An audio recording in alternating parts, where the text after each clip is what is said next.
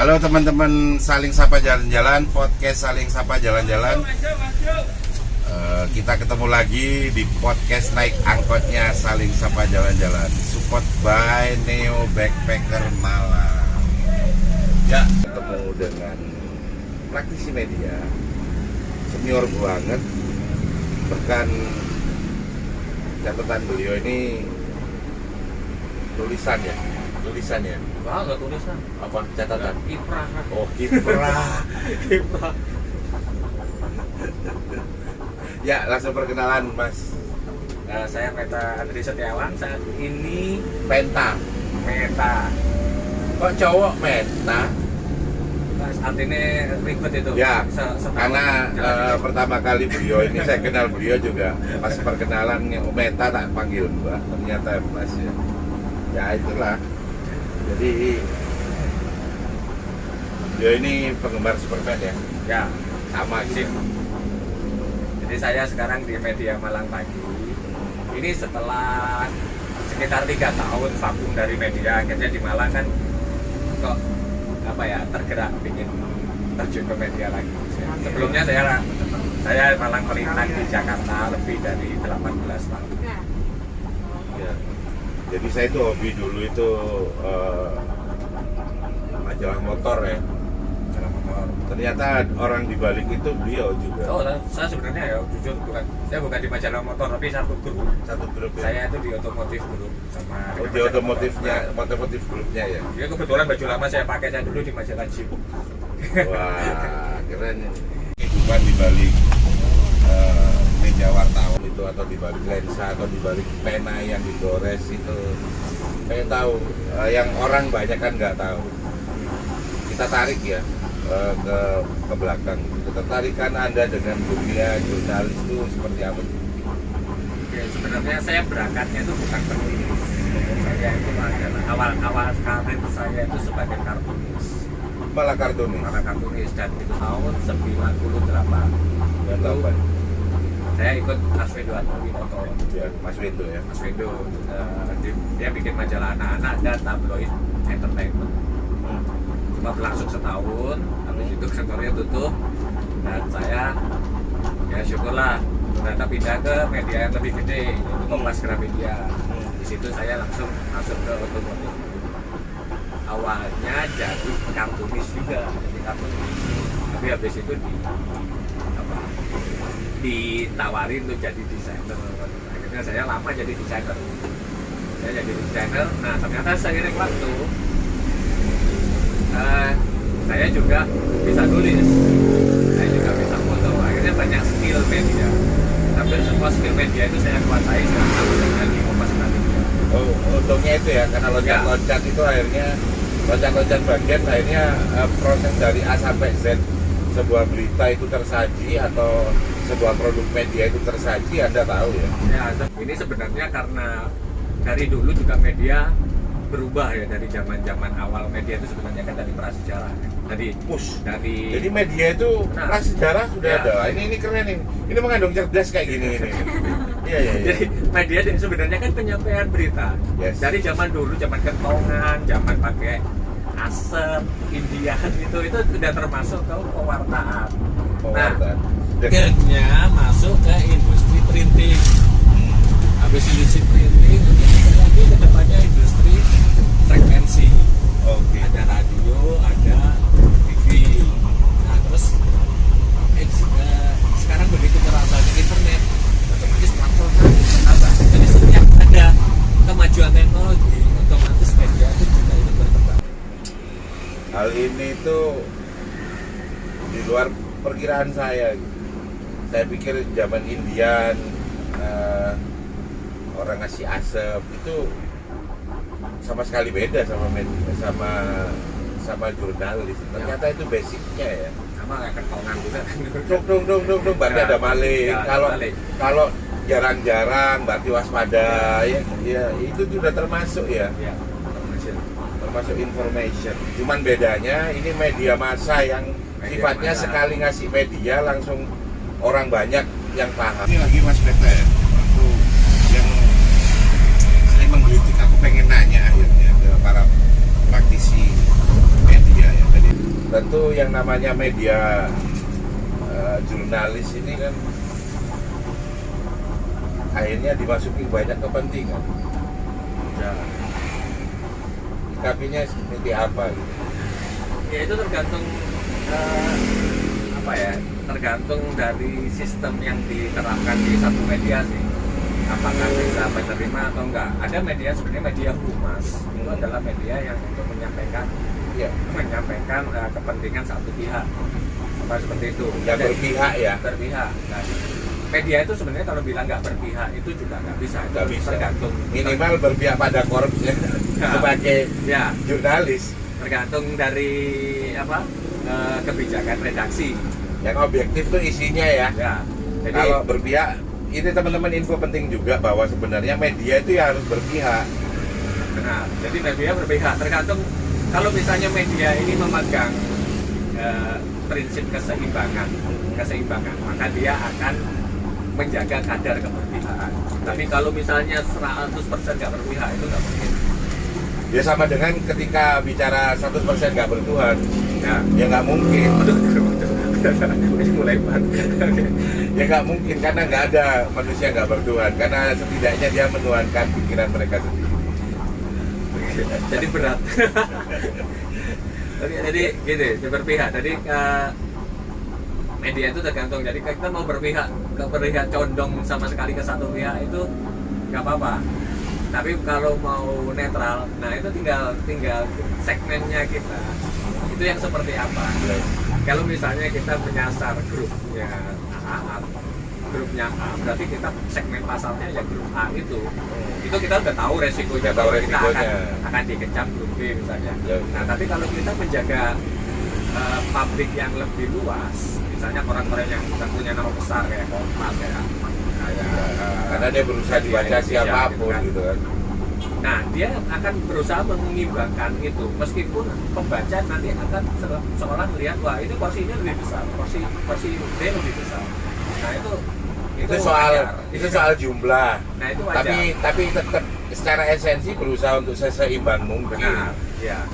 Karena di dalam sebuah berita nggak boleh ada keberpihakan. Cuman yang terjadi itu tadi ada sebuah media massa yang memang dalam beritanya ya memang dia akan menceritakan detail, objektif dan keren, tapi jumlah porsi yang disampaikan tidak sebanyak pihak tertentu yang memang dia bela. Makanya rakyat atau masyarakat sempat tahu gitu mana media yang friendly buat mereka, mana yang benar. Yang enggak. Itu keren banget kan akhir-akhir ini, terutama kemarin yang sangat nampak itu pada saat pemilu gitu. Bahkan ada beberapa golongan masyarakat tuh menolak kalau media ini enggak, saya nggak mau ngomong sampai mereka tahu. Itu buat Mas Meta itu sebuah kemajuan apa sebuah kemunduran? Saya nggak bisa bilang maju atau mundur ya. Ini adalah dampak dari dinamis ya. Dampak dari sebenarnya dampak dari perkembangan zaman. Yes. Nah, jadi dari dulu juga sama sih kayak gini. Cuma karena dengan teknologi semakin maju, akhirnya efeknya kan semakin terasa. Orang semakin kayaknya dengan medsos gitu, semua dengan mudah dapat tersebar di medsos. Semua orang jadi tahu tanpa harus akses yang susah-susah. Nah itu akhirnya kan orang merasa zaman sekarang ini lebih buruk, zaman sekarang ini lebih maju. Itu kan jadi interpretasi orang yang muncul sekarang dengan teknologi itu. Jadi buat orang awam seperti saya itu sehingga berpikir kok sekarang makin buruk gitu. Sebenarnya tidak ya. Tidak, tapi informasinya deras banyak. Informasi yang lebih cepat, orang akan merasa bahwa ini lebih banyak dari dulu gitu. Padahal sebenarnya enggak juga, karena dulu ya nggak semua informasinya tidak secepat sekarang dan seluas sekarang juga sebanyak sekarang. Ya. Para praktisi media itu yang tadinya sudah di zona nyaman, dia berlindung di sebuah kantor media surat kabar atau apa, ya nggak peduli cetak atau apa ya. Yang selama ini yang terjadi sudah di posisi nyaman lah ya. Terus kemudian ada platform baru nih. Lihat ada media baru yang sama sekali nggak butuh uang untuk dapat informasi. Sebenarnya kalau media yang udah udah bagus dari sisi manajemen. Udah siap ya, Pak? Dia harus sudah tahu bahwa akan ada perubahan apapun, perubahan platform segala macam. Nah biasanya ada tim riset itu untuk merumuskan perubahan ini. Nah ini yang saya lihat perbedaan di Indonesia sama di luar. Nah di Indonesia itu rata-rata gagal dengan perkembangan platformnya ini. Nah saat internet mulai masuk ke Indonesia, mulai media internet mulai ada, dulu itu waktu kalau nggak salah media online pertama itu kapan lagi ya, kalau nggak kafe gaul dan macam-macam itu ya. Nah itu orang akan merasa bahwa wah sekarang pada pindah ke internet gitu kan, pada panik sebenarnya di Jakarta sendiri gitu, pada panik, tapi mereka tidak punya mempunyai sistem yang mateng untuk gimana caranya dari cetak pindah ke internet, akhirnya meraba-raba semua. Nah ini berbeda dengan yang saya temuin di luar negeri. Nah di luar negeri mereka mempunyai tim riset, jadi begitu ada perkembangan internet, sebagian media yang besar itu dia udah menyiapkan platformnya, jadi disiapin dulu, baru begitu matang baru dilempar. Jadi ya? nggak coba-coba. Nggak coba-coba dan nggak berusaha untuk menganggap platform baru ini, digital ini Ya. adalah tantangan, adalah ancaman gitu. Ada ya. salah satu contoh meskipun ini sebenarnya gagal karena teknologinya juga mandek ya. Jadi waktu pertama iPad keluar, iPad 1 itu sebelum launching, saya waktu itu lagi ditugaskan di New York. Jadi Untuk mereview ya. bukan, itu untuk pra penerbitan majalah baru. Oke. Nah, iPad belum keluar, tapi majalah yang saya datengin ini dia udah menyiapkan platform buat iPad. Oke. Udah nyiapin Ya, malah. platform buat iPad. Jadi platform khusus. Meskipun saat ini majalah iPad ambruk ya. Iya. Kelihatannya.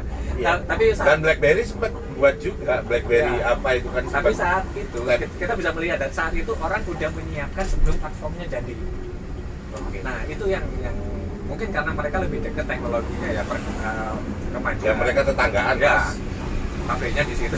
Pabriknya di Pabriknya situ, medianya teknologinya di situ. Kan ya. mereka colek-colek Itu aja. lebih cepat. Nah, itulah perbedaannya. Nah, sekarang ini akhirnya kan banyak kan jadinya media yang menjamur di Indonesia, media internet. Nah, tapi ada masalah satu untuk media yang kecil gini ya, kerja dengan media yang besar. Mereka itu kadang masih bingung. Saya punya media dengan mewartakan idealisme, yang berangkat dengan idealisme. Tapi pada dasarnya mereka nggak tahu gimana caranya cari uangnya, gimana monetize, gimana cara mendapatkan uang dari media online. Itu banyak media baru yang Oh, jadi ini masalah ya sebenarnya ya. Jadi ini bisa aku lebih pertajam lagi. Jadi banyak bahkan media yang kita biasa lihat itu bahkan tidak tahu bagaimana cara memonetisasi atau menjadikan apa yang dia tulis itu menjadi uang, Ya. menjadi keuntungan, dan itu bisa menggantikan Sama. dari lembar-lembar majalah atau koran yang dibeli orang ya, Iya. menggantikan itu. Sudah sama, dan nggak cuma media, kayak vlogger, podcaster juga sama kan, banyak yang podcaster baru, tapi mereka kan Nggak tahu. idealis, berangkat dari idealisme. Dia merasa bahwa saya bisa dapat uang dari platform ini, tapi sebenarnya sistemnya itu mereka masih nggak sepenuhnya tahu. Nggak sepenuhnya tahu. Oke. Dia mau bikin platform apapun dengan branding yang sama itu bisa. Nah, jadi ini ada lagi sebenarnya yang kasus yang sering kesalahan. Begitu branding satu kuat, dia bikin anak perusahaan untuk platform lain. Misalnya Kompas cetak bikin Kompas platform TV. dengan untuk TV misalnya, tapi dia nggak pakai nama Kompas, dia pakai nama dulu kan Trans. Oh iya. Bukan Trans, Bukan TV7 dan gagal gitu kan. Dan gagal akhirnya dijual. Dan gagal dijual ke Trans. Nah, seperti itu. Bicara tentang memberikan informasi, terus bagaimana supaya medianya laku, gimana ya. Kalau di Indonesia itu yang saya tahu tahun 98, tahun 65. Siapa sih yang mau tahu saat itu bahwa ada yang namanya aktivis yang terbunuh tahun 65, Arif Rahman Hadi. Itu kan peran media. Bagaimana mereka menekan Bung Karno di era Orde Lama, itu kan media. Bagaimana sebuah branding Bapak Pembangunan itu sukses ya. Media yang buat, bahkan menjadikan seorang wartawan senior sebagai Menteri Penerangan. Sekarang nggak ada ya Menteri Penerangan ya, karena PLN sekarang yang nerangi jalannya. Kalau media itu sebenarnya pedang, kayak pedang itu bermata dua, itu lebih ya. Lebih. Karena dia sifatnya itu bisa jadi pengontrol. Itu sebenarnya sifat idealnya. Ya, ketika kita bersepakat untuk memilih sebagai negara demokratis gitu ya. Sebagai pengontrol. Tapi nggak memungkiri juga media itu bisa memilih antara baik atau jahat. Jadi itu tergantung suka lu lah ya. Itu tergantung arahnya, kita mau bikin media ini mau seperti apa. Karena media ini ya sebenarnya kalau orang bilang media harus netral, nah itu idealnya. Tapi pada dasarnya media adalah mengabarkan apa yang saya ingin kabarkan. Media esensinya adalah mengabarkan yang ingin saya kabarkan, yang nggak saya ingin ya enggak. Ya. Itu aja sih ya. Tidak semua. Sebenarnya kalau misalnya semua harus dikabarkan ya repot juga itu. Ya repot. Mana yang jadi mark ya? Ada, berita yang bisa jadi memungkinkan jadi mark gitu kan. Ya. Cuman Mas, apa yang terjadi di era cetak, era televisi awal, era radio mungkin yang tidak terjadi sekarang di era digital ini tidak terjadi apa? Yang tidak terjadi kalau yang sekarang ini salah satunya pengerucutan berita. Jadi beritanya sekarang ini untuk mau buat opini yang sampai satu Indonesia, karena medianya banyak dan kita nggak bisa ngatur semuanya. Yes. Pemerintah nggak bisa ngatur lah. Bahkan ada yang bilang sampai hari ini ada media yang bahwa COVID itu nggak ada. Ya, kayak gitu. Jadi malah balik. Jadi sorry aku potong.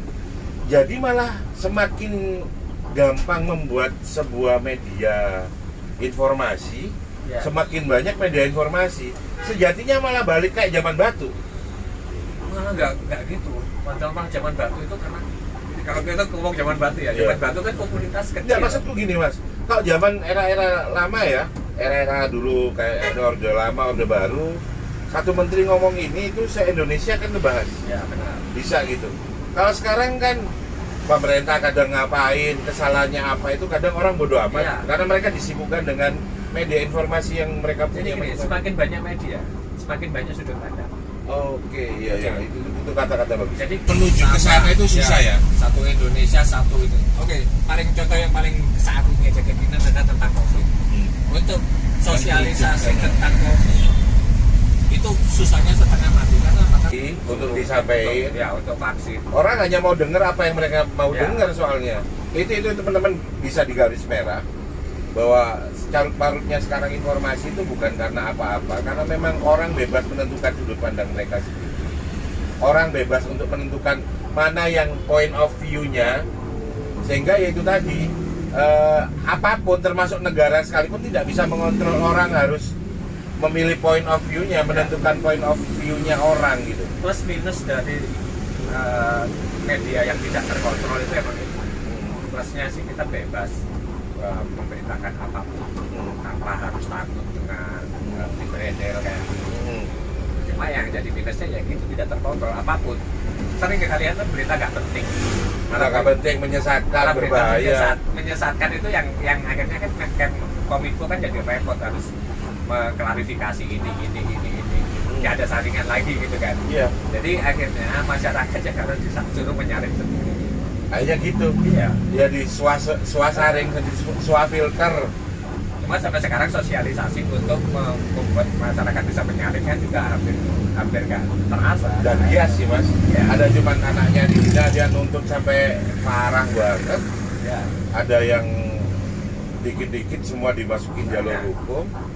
kayak Undang-undang UTE yang tadinya hanya untuk kepentingan pemerintah, sekarang siapapun bisa menggunakan itu untuk menyerang orang yang dia nggak suka. nah, Ya kan gitu ya mas? gitu ya. Ya, bahkan yang lucu lagi sampai ada, karena semua orang punya media untuk bisa nyinyirin, untuk bisa bersuara, sampai bisa dijadikan alat untuk meringankan hukuman seorang koruptor. Hukum juga pusing.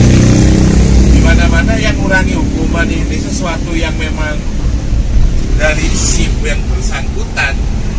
Ini enggak, karena dinyinyirin, karena dihina, dia dikurangin. Ini sekolah hukum jauh-jauh jadi bukit kepalanya. Sekolah jauh-jauh jadi nggak berguna ini kalau kena kasus ini.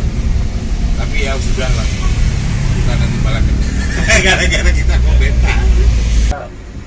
Ya sebagai pelaku pesan-pesan terhadap yang lain, atau sebagai pengkonsumsi media, sejatinya di era seperti ini harus gimana? Ya kalau pesan saya sih media itu adalah sebagai pembangun bangsa. Enggak betul itu. Bagian Pembangun bangsa. Jadi Iya. Anda ingin bangsa ini semaju Singapura misalnya. Kalau ingin berharap-harap ingin semaju negara Eropa misalnya, peran media yang seperti itu, yang membantu edukasilah masyarakat.